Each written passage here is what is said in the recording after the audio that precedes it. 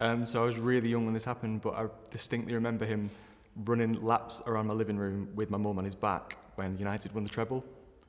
I must have been about 4 or 5, but never forgotten it. When we were younger, every Saturday, he'd take me, my sister, and sometimes my cousins for McDonald's breakfast. But he'd always call the house phone and pretend to be McDonald's, saying that they ran out of breakfast so that he could save the day when we got down there, and he managed to get us all one. My favourite memory of my dad is when I was about 11 or 12. My dad's massively into motorbikes, so he bought me a full leathers, a helmet, and used to take me out, and we used to go to Blackpool to buy rock together. Going and playing pool at the local leisure centre. Things like that, just normal menial things where he worked 3 jobs at one time, but he always made time for me.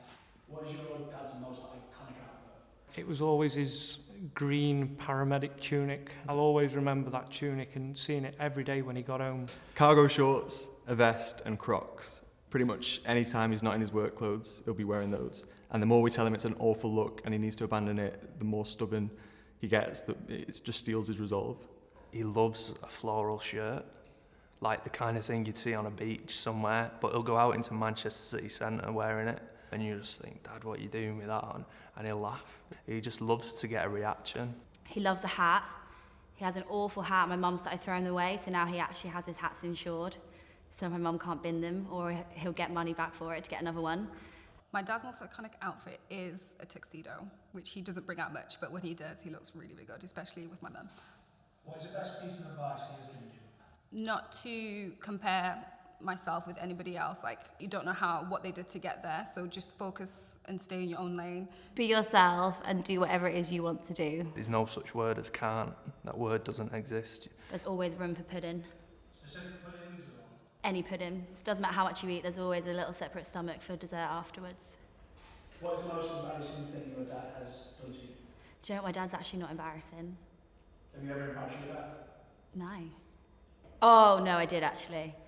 That when I was really, really little, we went to Blockbuster and a lady started talking to him in the queue. So I tugged on her shirt and said, "Excuse me, miss, but he's married." And he was mortified. My mum was very proud of me though. I don't think my dad's embarrassing, but he did once, drive over my foot twice at the same time.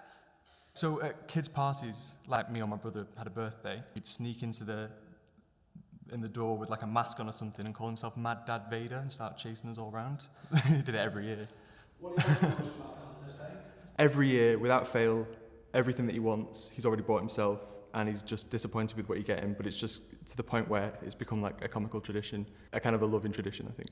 I like most about Father's Day is that it's just a full-on day about my dad.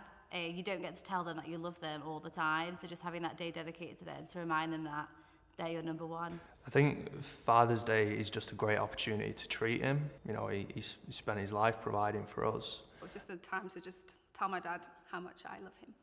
It's just a chance to relive every single good memory that you've got of your past. Don't want to be some kind of superhero. I just want to be a good dad.